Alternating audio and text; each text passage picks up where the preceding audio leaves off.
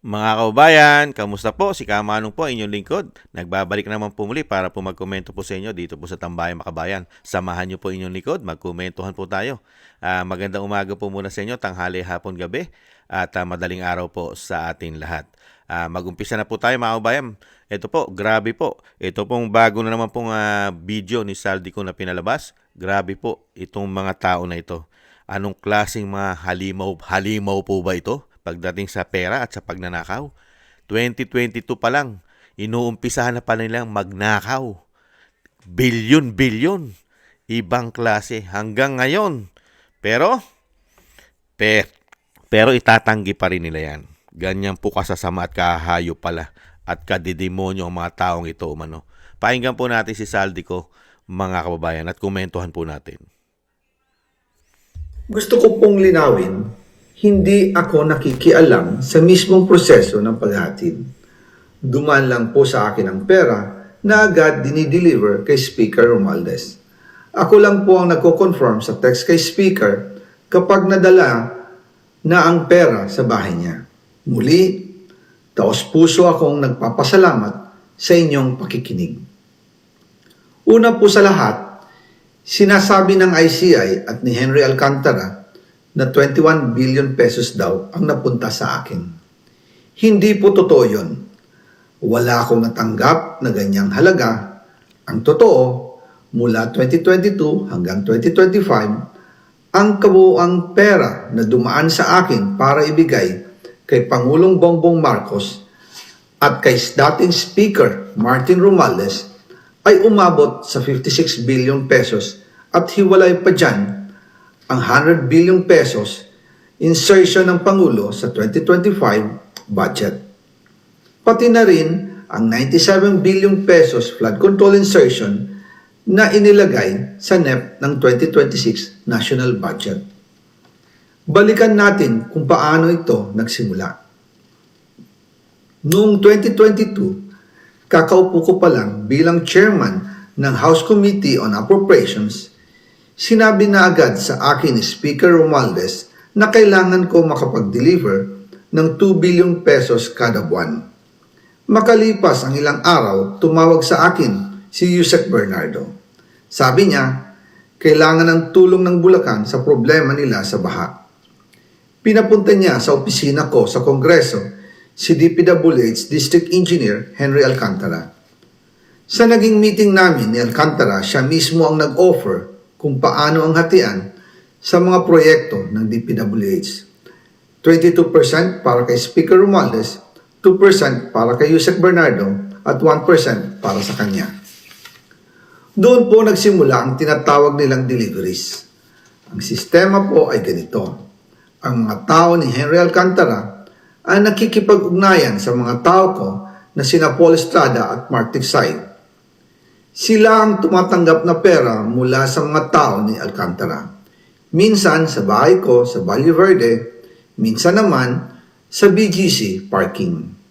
Pagkatapos nilang makuha ang pera, sila Mark at Paul naman ang nag-aayos o nakikipag-coordinate sa tauhan ni Speaker Martin Romualdez na si Jocelyn Sereño para sa pagdi-deliver ng male-maletang pera patungo sa bahay ni Speaker.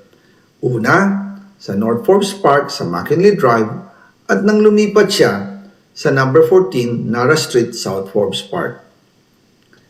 Gusto ko pong linawin, hindi ako nakikialam sa mismong proseso ng paghatid. Dumaan lang po sa akin ang pera na agad dinideliver kay Speaker Romualdez. Ako lang po ang nagko-confirm sa text kay Speaker kapag nadala na ang pera sa bahay niya. At lahat ng ito, mula sa unang utos noong 2022 hanggang sa huling delivery noong 2025. Umabot sa mahigit 55 billion pesos plus ang naihatid sa bahay ni dating Speaker Martin Romualdez. Madalas hindi nabubuo ang hinihinging 2 billion pesos bawat buwan ni Speaker, kaya iyan ang final total. Ang sinabi mismo ni Speaker Martin sa akin na hati sila ni Pangulong Marcos sa perang yon. Ang listahan ng mga deliveries na ito kung kailan, magkano, at saan dinala, ilalabas ko po kasabay ng video na ito. Noong November 2024, habang nasa proseso kami ng pagtatalakay ng budget, nakipag-meeting sa amin ni Speaker Martin si Yusek Jojo Cadiz. Sabi niya, masama raw ang loob ni Pangulong Marcos, wala raw siyang natatanggap na remittance. At dahil laging napapagalitan si Speaker Martin ng Pangulo mula Septyembre hanggang November, inutusan niya ako na mag-deliver ng 1 billion pesos para kay BBM. Ayon pa kay Yusek Jojo, nang ipaalam niya ito sa Pangulo, ang utos sa kanya ng Pangulo ay mag-ingat at siguraduhin si Yusek Jojo lang ang maghahatid. Ang instruction po sa akin ni dating Speaker Martin Romualdez ay dalhin sa number 30 Tamarind Street, South Forbes Park at ibigay kay Yusek Jojo Cadiz dahil ito raw ang drop-off point na malapit sa bahay ng Pangulo. Sinabi rin po sa akin ni Speaker Martin Romualdez na si PBBM ang nag-utos sa kanya na bilhin ang bahay sa number 30 Tamarind Street para gamitin bilang bagsakan at imbakan ng pera mula sa mga SOP, collection at deliveries na para sa Pangulo. Noong December 2, 2024, personal kong i-deliver ang 200 million kay Yusek Jojo Cadiz sa number 30 Tamarind Street, South Forbes Park. Ayon sa kanya, dadalhin daw niya ito sa bahay ng Pangulo sa number 41 Nara Street, South Forbes Park. Kasunod dito, noong December 5, 2024, muli akong nag-deliver ng 800 million sa parehong address at Yusek Jojo Cadiz pa rin ang tumanggap. Sabi niya, iyon naman ay dadalhin sa bagong bahay ng Pangulo sa South Forbes Park. Sa kabuuan, 1 billion pesos ang personal kong naihatid. Ako mismo ang nagbigay ng pera, kasama ang aking driver at mga tauhan. At lahat ito ay base sa direktang utos ni Speaker Martin Romualdez. At dyan po nabuo ang kabuuang halagang 56 billion na ipinadala mula 2022 hanggang 2025. Pero kahit na na-deliver na ang 1 billion pesos para kay Pangulong Marcos at kahit na naisama na rin sa 2025 budget ang 100 billion pesos insertion sa pamamagitan ng BICAM Committee, ayon mismo sa utos ng Pangulo, nagagalit pa rin daw si BBM. Grabe, no? Grabe mga tambay. Grabe palang ginagawa po sa atin ng mga hayop na ito. Ibang klaseng hayop na nila lang ito, mga tambay. Ang tatakaw, no? Ang tatakaw pala. Grabe. Yan po ay 22%. At meron pang 2%.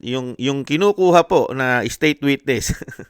Yung kinukuha po ni Senator Lacson na witness na si Yusek Bernardo, ay nakakatanggap pala ng 2% yon. Pero yun yung kanyang witness. At yung si Alcantara, witness din nila si Alcantara, si engineer, 1%. Di ba? Pero, never po namin mention yung tumatanggap po ng 22%. Yung magpinsan. Grabe pala ito. Kauumpisa pa lang nilang manungkulan. 2022, tumitira na. 56 billion ang total, mga kabayan. Grabe. Anong klaseng mga hayop ito? Itong mga tao na ito. Grabe katatakaw. Kaya pala tayo nagkakamatay. Grabe, kaya pala walang mga proyektong matitibay. Kaya pala mapakaraming ghost project nila. Dahil ganito, 56 billion at dire-diretso pa. Talagang kaya pala napakalalaki ng pondo ng DPWH. Di po ba? Napansin nyo? Di ba nung nakaraan, kaya nga siya nagbito dahil mas malaki pa ang pondo ng DPWH kisa sa DepEd. Yan pala ang ginagawa nilang gatasan. Pero ganun din. Pati ang DepEd, ginagatasan din nila yan. Kaya nga natuklasan ni BP Sara yan eh. Di po ba? Kaya nga, unang pinasabog ni BP Sara yan eh. Grabe.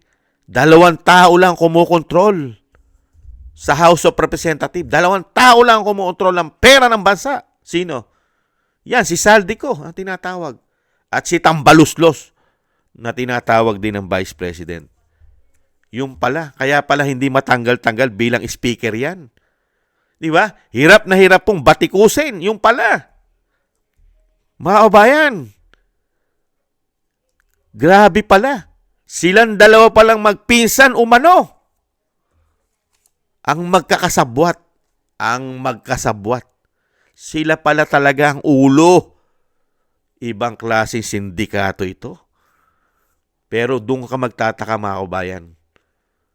Bakit pati kongreso at mga senador paniwalang paniwala sila na hindi kasama at hindi involved yata ang si BBM o tinatawag na Bonget at Bangag at Tambaluslos. Hindi nila pwede itong idamay. Napakarami palang panuhol na pwedeng gawin itong taong ito. Itong mga taong ito umano. Ibang klase itong mga hayop na ito umano.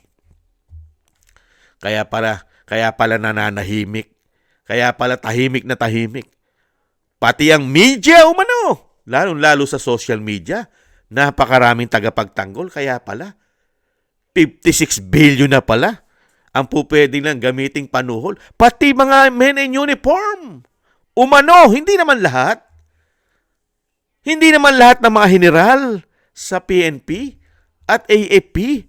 Kaya pala, yung mga nasilaw sa 56 billion na pwedeng ipanuhol, umano. Kaya pala hindi kumikibo ang matataas na maraming estrelya sa balikat, umano. Bukod pa rin sa mga proyektong nakukuha nila. Meron din silang isyong 15 billion. Di po ba? Grabe tong gobyernong ito. Kaya pala walang patutunguhan ng ating bansa. Kaya pala napakarami na nilang inuutang. Halos pala ang inuutang nila, pinagpaparti-partihan lang nito mga demonyong ito. Pangulo pa lang yan. At si Speaker, 56 billion na. At pwera pa, hindi pa raw kasama. Yung 100 billion na insertion. At meron pang 90 plus billion. Ang tanong, gaano karami po ang ninanakaw nila taon-taon sa atin? Pangulo, Speaker pa lang at kasama si Saldico. At syempre po, hindi naman po pwede si Saldico na maging malinis din. Ikaw ba naman, humahawa ka ng kaldero ng pera, hindi ka marungisan, hindi ka maulingan? Di po ba? Hindi naman tayo maniniwala na si Saldico ay exempted sa korupsyon. Meron din po yan. Kaya lang siyempre po, pagka po yan ay naging state witness po sa mga darating na panahon at hindi nila machuchugi yan, bababa lang po si sentensya niyan. Hindi po ba? At siyempre, kailangan din niya isuka yung mga ninakaw niya. Grabe. Pangulo pa lang at speaker, mga kabayan, ha? Wala pa ang mga senador dyan. Wala pa ang mga congressman dyan sa mga ninanakaw sa atin. At wala pa dyan ang mga yusek. At wala pa dyan ang mga sekretaris. Wala, at lalong-lalo pa, wala pa ang mga engineer dyan ng DPWH, mga district engineer. At lalong-lalong wala pa rin dyan sa 56 billion ang mga contractors. Nakita nyo po ang ninanakaw sa atin? Taon-taon na mga hayop na ito. Di po ba? Grabe! Yung proyekto pala natin, pagka sinuma mo sa dami ng ninanakaw nila, umano, 20% na lang pala natitira sa proyekto at 80% ang nawawala siguro, umano. Hindi kaya? Kaya pala walang project na matitibay itong mga hayop na ito, umano. At karamihan ay ghost project. Nakakahiya po mga tambay at nakapanglulumo. Sila pala talaga ang pumapatay sa mga Pilipino, umano. Dahil po sa kahayupan at katimawaan, ka-greedy sa pera ng bayan. Binubuhos ang buhay natin eh. Tayo nagsasakripisyo sa mga kahayupan nitong mga taong ito. Nagkakamatay tayo sa mga proyekto, flood control. Pero yung pera na magpuprotekta sana sa atin sa mga sinasabing delikado, lalong-lalo ang ating mga lugar na bahain, immune sa baha. Kaya nga binubuhusan ng pondo, daan-daang bilyon taon-taon para ang mga Pilipino ay hindi mapahamak. Pero sa kabila nung umupo sila, pinapatay tayo ng proyekto nila. Itong mga hayop na ito, umano. Grabe kayo. Grabe rin po kayo, AFP, PNP. Pinag-uubra nyo. Wala na kayong pagmamahal sa bayan. Wala na kayong dignidad, prinsipyo. Pera-pera na lang po ba?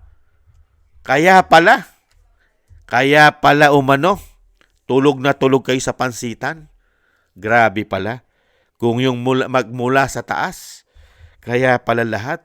Ngayon mula mapagtatanto talaga mga kabayan. Sa dami ng ninanakaw nila taon-taon. Buwan-buwan, 2 billion. Biruin mo yun? Kailangan 2 billion buwan-buwan. Nagagalit pa pagka pumapalya. Galit pa! Pagka hindi nakukumpleto ang 2 billion naman, itong mga hayop na ito. Kaya pala pangisi-ngisi lang. Kaya pala kay sarap-sarap ng kanilang Pasko at bagong taon. Walang problema. Happy-happy lang. Kaya pala hindi titigil ng bisyo itong hayop na ito. Umano? Hindi na po titigil pa na ng mga bisyo yan. Sa dami na po ng ninakaw, hindi pa tapos ang kanyang termino. Biruin niyo yan, ha? 3 taon pa lang. 56 billion na. Paano pa kung matapos niya yung termino niya? Trilyon ang makukuha sa taong bayan. At ganyan din po ang makukuha ng mga hayop ng mga politiko sa Kongreso. Ganun po pala. Ibang klase. Kaya pala wala tayong patutunguhan dito sa mga hayop na ito, mga kabayan. Kaya pala binakbakan maaga pa lang. 2022 pa lang, 2023 pa lang, binakbakan na nila ang Vice President. Dahil sa sinabi at pinasabog ng Vice President, 2 tao lang kumukontrol ng pera, mga kababayan. Kaya pala pilit nilang ini-impeach ang Vice President sa 125 million confidential fund. Grabe. Samantalang sila, every month, 2 billion. At ganun din ang korupsyon ng mga magnanakaw na senador at magnanakaw na mga congressman o representative umano. Grabe, no? 125 billion, ini-impeach nyo. Dahil kayo pala'y magkakasabwat. 125 million, ini-impeach. 2 billion a month ang nag-i-impeach. Ang bihira. Unbelievable. Ibang klase kayo magpinsan. Ibang klase ang mga dugo nyo. Anong klaseng dugo ang nananalantay sa inyo? Mga hayop kayo. Umano? Anong klaseng Pilipino kayo? Pilipino ba kayo o mga hayop kayo? Umano? Ibang klase itong mga tao ito. Muli po mga kabayan, grabe po ang ginawa po nitong administrasyon na ito. Kaya pala si Saldico ay pinupuruhan po nila at napakabilis po nilang gawing itong parang terorista na, komunista. Dahil urgent na po ang ginagawa nilang pagpapauwi dyan. Dahil gusto pala talaga nilang patahimikin umano yan si Saldico. Dahil si Saldico po ang susi. Ang susi po lahat. Wala pong silbi yan.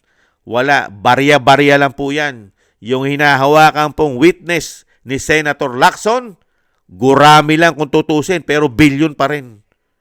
2% lang ang nakukomisyon ni Bernardo at 1% itong mga engineer.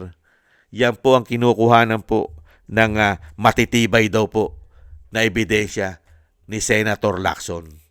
Pero yung pinakamalakit, pinakaugat ay pinoprotektahan pa yata nila sa Senado. Umano, itong mga nagsasabuatan, ito, mga hayop ding ito umano, mga kababayan. Yan po mga kababayan na nakakalungkot po. Grabe. Grabing bansa ito. Kaya pala nila pinulitika ang mag-ama at pinatapon sa dahig si dating Pangulong Duterte. Tamang-tama po pala lahat ng sinabi ni dating Pangulong Duterte. Grabe. Grabe ang ginagawa nilang korupsyon sa ating bansa. Sana po, hindi na po matapos umano ang, pag tinapos mo pa termino ito itong mga hayop na ito, pagka tinapos mo pa ang mga termino niyan, umano, talaga pong tayo na po mga Pilipino at kasama na rin po ang mga men in uniform na nakikinabang. Tayo na po ang walang kakwenta-kwentang bansa at mga tao, mga Pilipino na wala na po tayong kakwenta-kwenta. Ipinag-uubra na po natin kasama po ng mga men in uniform ang ganitong mga klaseng tao pa ba itong mga taong ito? Tao pa ba yan? Unbelievable. Maraming salamat po mga tambay sa nagusto po ng ating Tambayang Makabayan sa YouTube at TikTok. At ganoon din po sa mga nagko-comment, like, share, and subscribe at sa ating mga subscribers at sa mga nagbibigay po ng tulong. Maraming salamat po mga kababayan. Nakakalungkot po at nakakadismaya na maging Pilipino na katulad. Paano ka? Napakahirap maging matanggap mo na kapwa mo Pilipino, Pangulo, tapos nasasangkot sa ganitong kalaking korupsyon. Napakasarap kung may bitay lang sa ating bansa. Kung may bitay lang, unbelievable. Napakasarap unahing bitayin umano. Maraming salamat po. Ingat-ingat po tayo. Bye-bye.